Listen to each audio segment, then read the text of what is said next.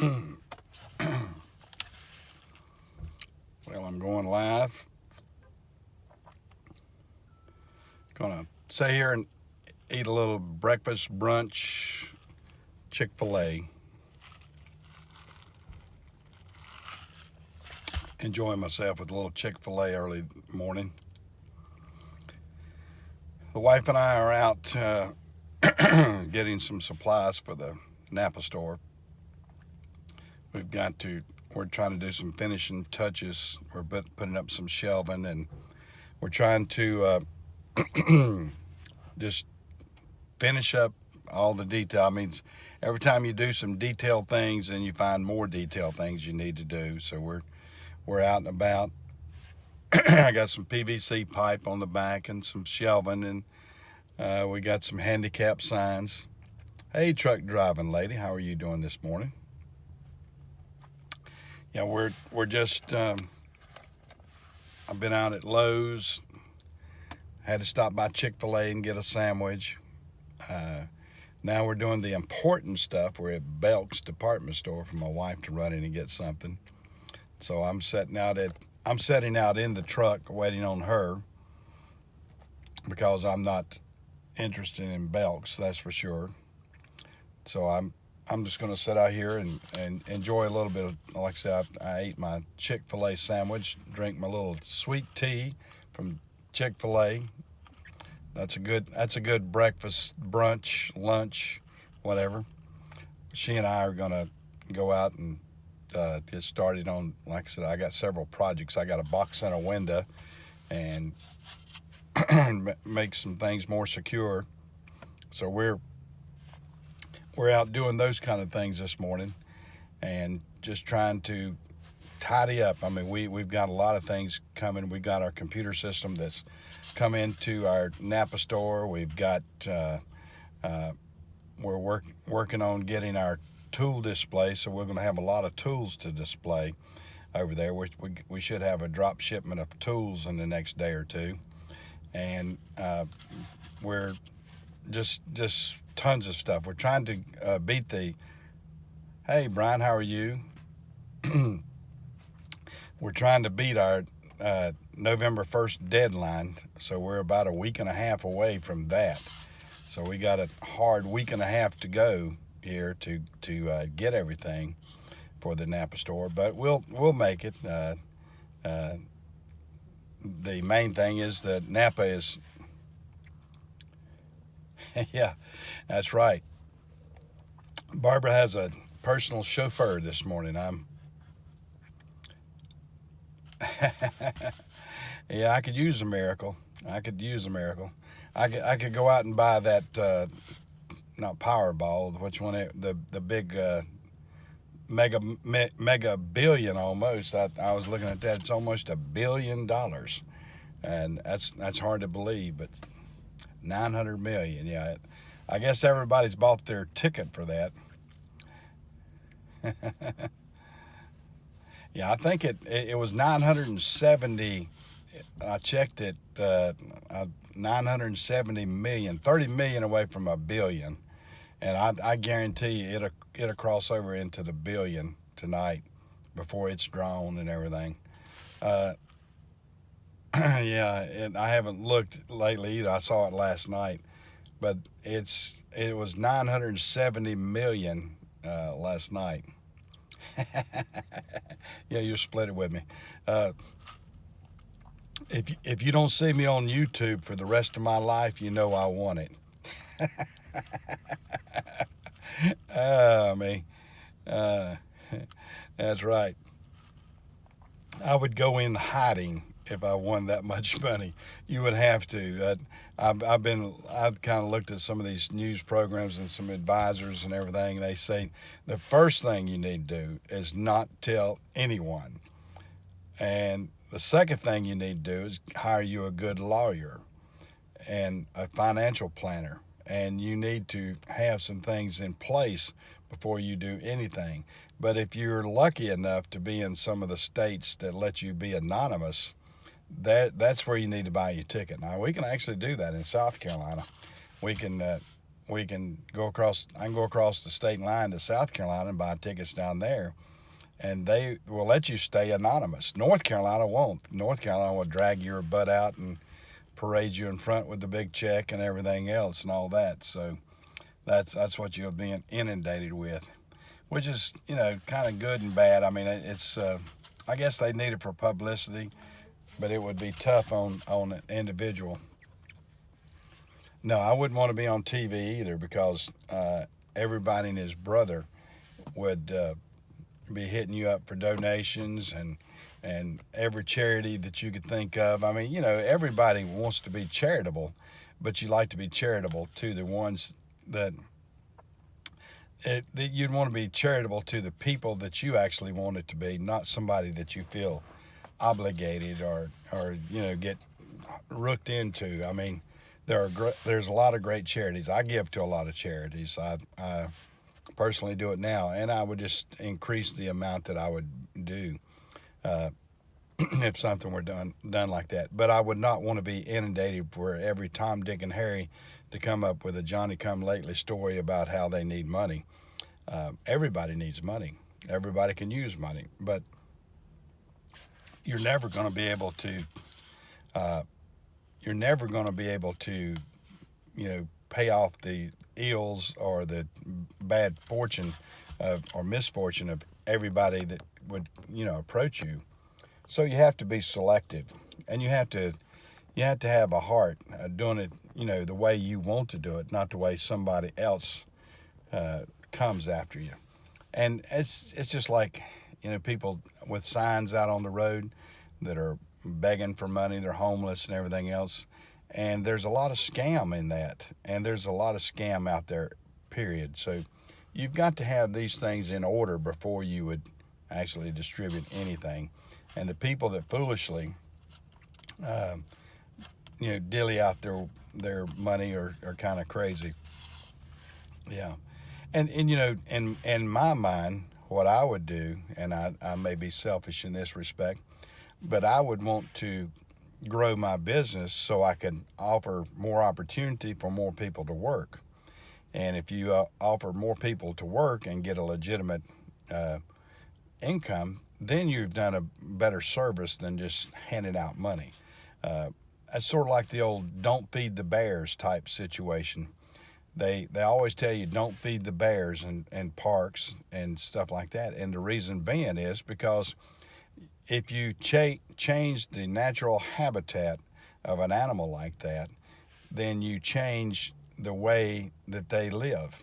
And you don't want bears being dependent on tourists just coming by and feeding them, because if they do, they can't forage for their own food, or they'll get lazy and won't do it. And you don't want to promote laziness. And that's what happens so many times. Hey, Tim, how are you? I'm glad to see you in here. Yep. Yep. That's right. And ladies. Yeah, truck driving ladies in here. But yeah, that's the way I guess that's my philosophy. I look at things differently than a lot of people. A lot of people, and I've heard people say, oh yeah, I would take care of my family, I would do this, I would do that. You don't even want to make a dependency on your family either. I mean, you would want to say, here's what we have. You would distribute funds equitably, and you would distribute funds how you want to do it. You wouldn't do it any other crazy way. But that being said, I doubt I'm going to win it anyway. I will buy one, because last time I checked, there has never been a Powerball winner or a Mega Millions winner that didn't buy a ticket. They've never come up and said, we need to give this person a Powerball win. They don't do it. They require every single winner to buy the ticket. So I will buy a ticket. I'm no fool. You don't have to spend a lot, and I won't spend a lot, because to change the odds, to change your odds, it would take a tremendous amount of money to even change your odds. So your odds are almost as good with just a few tickets as it would be if you had 100 tickets. I mean, yeah, it goes down a little bit, but because the magnitude of how many tickets are being sold and how many people are playing, 100 tickets would not increase your chances tenfold. It's only going to take it down a small amount. And when you look at the total, I mean the entire total thing. So it's a shot in the dark. Everybody's entitled to a shot in the dark. And, you know, like I said, I'll be up there with the rest of them. I'll buy a ticket too. And in hopes that that one shot in the dark is mine. And somebody's going to win it. Somebody's going to eventually win it.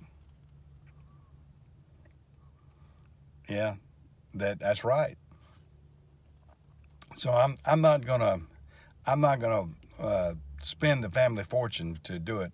And like I said, they're only going to draw one set of numbers, and if they do that, then and you're lucky, so be it.